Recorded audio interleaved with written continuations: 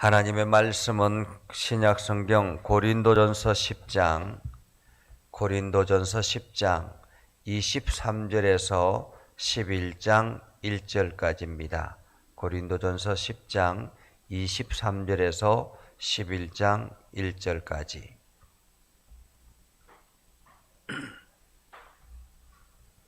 다 같이 함께 한 목소리로 읽겠습니다. 모든 것이 가하나 모든 것이 유익한 것은 아니요 모든 것이 가하나 모든 것이 덕을 세우는 것은 아니니 누구든지 자기의 유익을 구하지 말고 남의 유익을 구하라. 무릇 시장에서 파는 것은 양심을 위하여 묻지 말고 먹으라.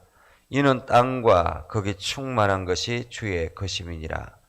불신자 중 누가 너희를 청할 때에 너희가 가고자 하거든 너희 앞에 차려놓은 것은 무엇이든지 양심을 위하여 묻지 말고 먹으라. 누가 너희에게 이것이 재물이라 말하거든 알게 한 자와 그 양심을 위하여 먹지 말라. 내가 말한 양심은 너희의 것이 아니요 남의 것이니 어찌하여 내 자유가 남의 양심으로 말미암아 판단을 받으리요. 만일 내가 감사함으로 참여하면 어찌하여 내가 감사하는 것에 대하여 비방을 받으리요. 그런즉 너희가 먹든지 마시든지 무엇을 하든지 다 하나님의 영광을 위하여 하라. 유대인에게나 헬라인에게나 하나님의 교회에나 거치는 자가 되지 말고 나와 같이 모든 일에 모든 사람을 기쁘게 하여 자신의 유익을 구하지 아니하고 많은 사람의 유익을 구하여 그들로 구원을 받게 하라. 내가 그리스도를 본받는 자 된 것 같이 너희는 나를 본받는 자가 되라. 아멘. 오늘도 하나님의 은혜가 여러분의 삶 가운데 가득하기를 바랍니다. 여러분들이 오늘도 주의 능력을 경험하고 그것을 온 세상에 드러내는 복된 삶을 살아갈 수 있기를 주님의 이름으로 축복합니다. 우리 대한민국의 헌법 1조 헌법의 제1항은 이렇습니다. 대한민국은 민주공화국이다. 민주공화국이다 라는 말은 민주주의와 공화정을 따른다라는 그런 의미입니다. 한마디로 자율과 조화를 바탕으로 자유민주적 기본 질서를 확립하고 기회와 균등을 제공하고 자유와 권리를 보장한다. 이런 의미이기도 합니다. 그리고 2조에는 1조 1항에는 대한민국은 민주공화국이다 라고 했다면 2조에는 대한민국의 주권은 국민에게 있고 모든 권력은 국민으로부터 나온다라고 이야기합니다.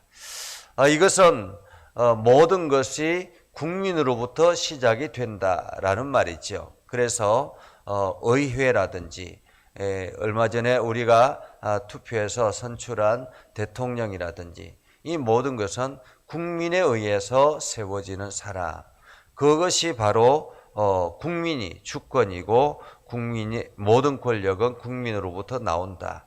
그래서 대통령이나 국회의원이나 이 사람들은 국민의 권력을 위임받아서 행하는 사람들이다라는 것입니다. 그래서 그들이 잘하든 그들이 못하든 이것은 국민이 위임한 사항이기 때문에 그 기간 안에서는 그 사람들이 최선을 다해서 일을 하게 되는 것이죠. 그래서 국민이 잘못 선택을 하면 그 기간 동안, 그 임기 기간 동안은 어쩔 수 없이 그렇게 지켜보아야만 되는 그러한 상황이기도 합니다. 그래서 오늘 성경에 보면 우리가 자유와 방종을 어떻게 생각해야 되는가? 우리나라가 대한민국은 민주공화국이다라는 기본 원칙은 바로 우리나라의 모든 것들은 자유를 바탕으로 하고 있다라는 말이기도 합니다. 자유를 바탕으로 하고 있다라는 말은 자유라는 것에는 자기의 책임이 따른다라는 말이기도 합니다. 내가 모든 것을 자유롭게 할 수 있지만은 그러나 거기에 대한 책임도 자기 스스로가 질 줄 알아야 된다라는 거죠. 우리가 보통 이게 사회생활을 하다 보면 대중교통을 이용하거나 이러한 경우에 누구든지 다 이게 자기 혼자서 자리를 두 자리 차지하고 적불나무로 이렇게 있을 수도 있습니다. 그러나 이것이 다른 사람들에게 피해가 되거나 다른 사람들에게 해가 되는 일은 해서는 안 된다라는 거죠. 그래서 사도 바울은 이렇게 이야기합니다. 모든 것이 가하나 모든 것이 유익한 것은 아니요. 모든 것이 가하나 모든 것이 덕을 세우는 것이 아니다 라고 말하고 있습니다. 모든 것이 가하다. 우리가 할 수 있는 모든 것이 가능하지만은 자유롭지만은 그러나 이 내가 행하는 모든 자유가 반드시 유익한 것도 아니요 덕을 세우는 것도 아니다라는 것입니다. 그렇기 때문에 내가 지금 행하는 이 자유, 내가 누리는 이 자유가 덕을 세우고 남을 유익을 주는 자유인가 하는 것을 우리는 생각해 보아야 된다는 거죠. 사도 바울이 왜 이런 이야기를 했을까요? 이때 고린도 교회, 고린도 지역 자체에는 우상 숭배가 팽배해 있었습니다. 특별히 신전이, 거대한 신전이 있어서 해마다 날마다 그 신전 앞에 제사를 드리는 사람들이 굉장히 많았습니다. 제사를 드릴 때 그냥 제사를 드립니까? 짐승을 잡아서 제물을 바치며 제사를 드립니다. 그러면 매일같이 쏟아져 나오는 그 제물들을 어떻게 하겠습니까? 그 매일같이 쏟아져 나오는 그 제물들을 그 제사 지내는 그 신전을 봉사하는 그 사람들이 다 해결을 하지 못하는 거예요. 그래서 시장에 아주 값싸게 제사를 지낸 물건들이 나오기 시작했습니다. 그래서 고기가 나왔는데 이것은 제사를 지낸 고기다 이렇게 하면 아주 값싸게 하는 거예요. 그러면은 그때 당시에 가난한 사람들은 그 값싼 고기를 가져다가 먹기도 합니다. 그런 가운데서 오늘 이 기독교인들, 하나님을 믿는 사람들은 어떻게 해야 되는가? 크리스찬은 어떻게 해야 되는가? 제사의 제물을 먹어도 되는가 말아야 되는가? 우상 앞에 절한 이 제물을 먹어도 되는가 말아야 되는가? 이런 고민을 하게 됐더라는 것입니다. 사실 우리도 예전에 예수를 믿기 전에는 제사를 드리고 제사를 지내고 거기에 나오는 음식을 먹는 것, 예수를 믿으면서도 나중에 집안이 그렇게 제사를 지내면은 그 제사에 함께 동참했다가 음식을 먹는 그런 경우들이 많이 있었죠. 그때의 마음속에 어떠한가라는 것입니다. 마음이 불편한가 아니면 편안한가라는 그런 의미이죠. 오늘 사도 바울은 이야기합니다. 너희가 모든 것이 가능하지만은 반드시 그것이 유익한 것은 아니요. 모든 것이 가능하지만은 반드시 덕을 세우는 것은 아니니 누구든지 자기의 유익을 구하지 말고 남의 유익을 구하라 라고 말합니다. 자기의 유익을 구하지 말고 남의 유익을 구하라.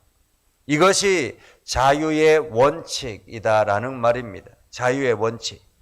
자유의 원칙은 자기의 유익을 위해서 자기 마음대로 행하는 것이 아니라 남의 유익, 공동체를 위해서 이것이 유익된 일인가라는 것을 생각해 보라라는 말이지요.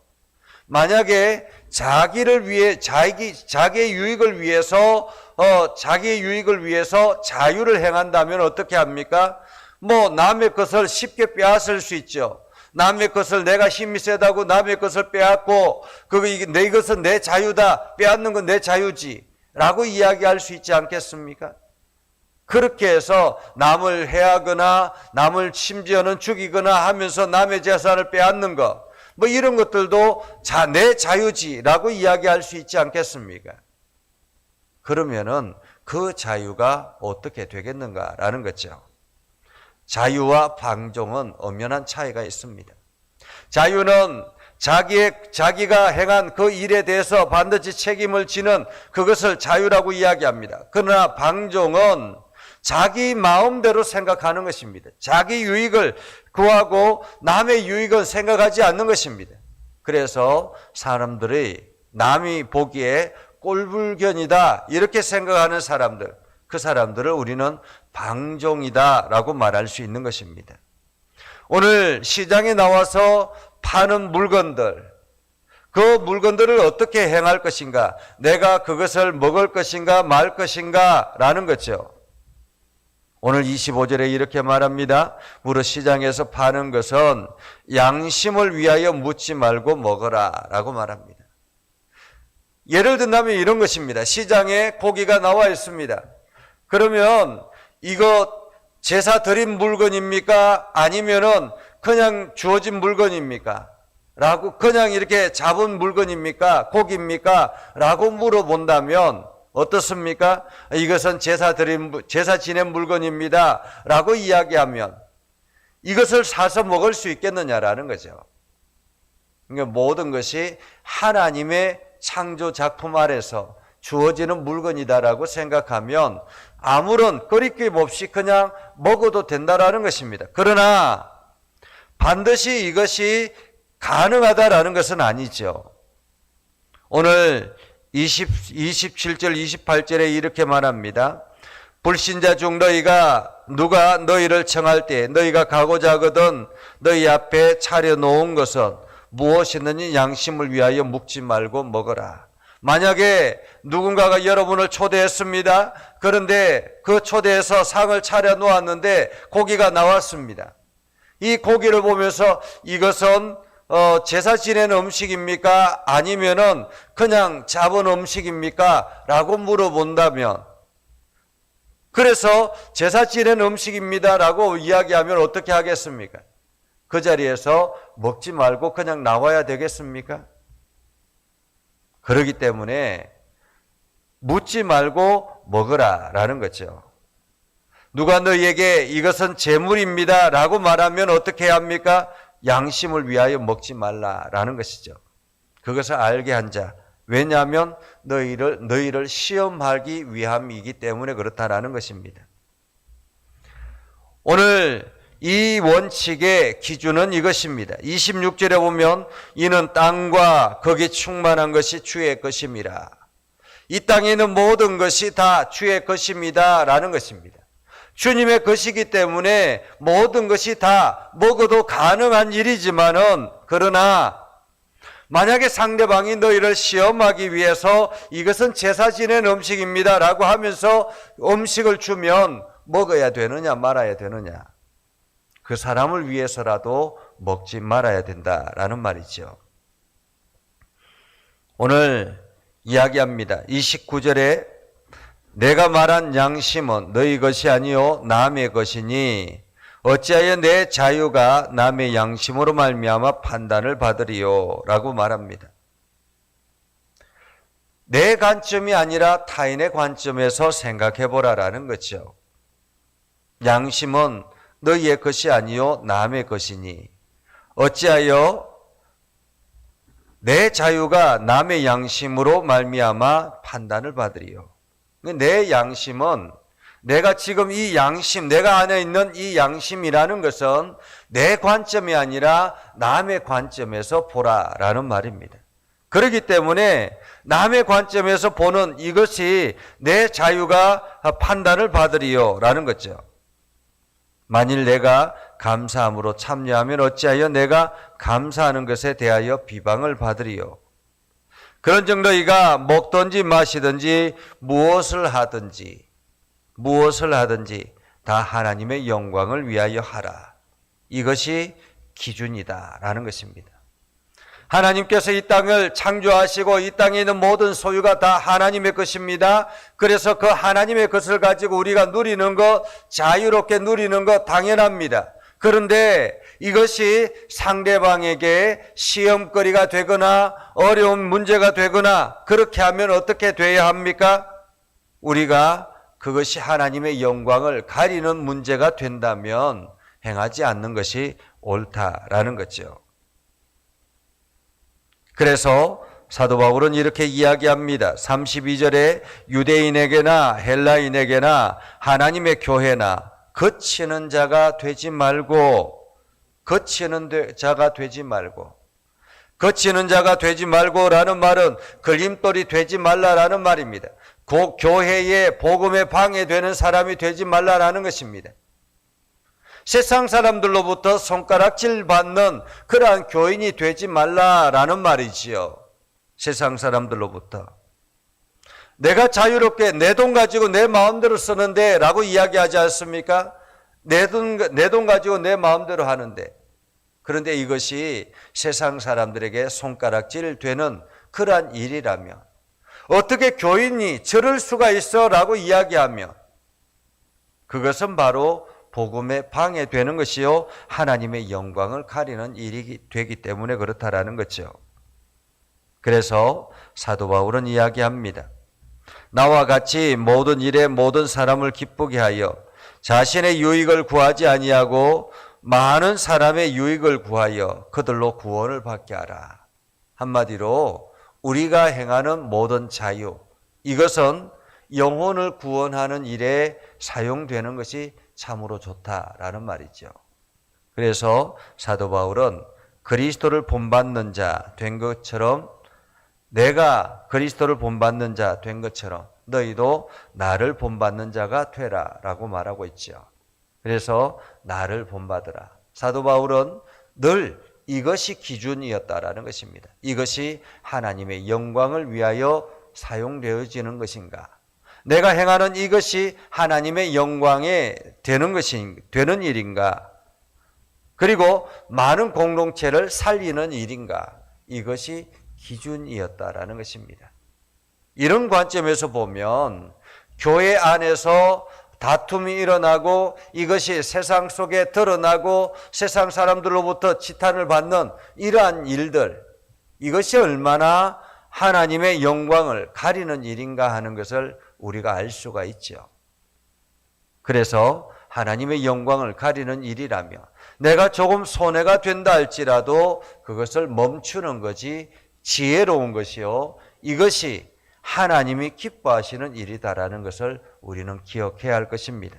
그래서 오늘도 내가 하는 모든 말들, 내가 언어들, 내가 하는 모든 일들, 이 모든 것이 하나님의 영광을 위하여 사용되어지는 복된 하루가 될 수 있기를 주님의 이름으로 축복합니다.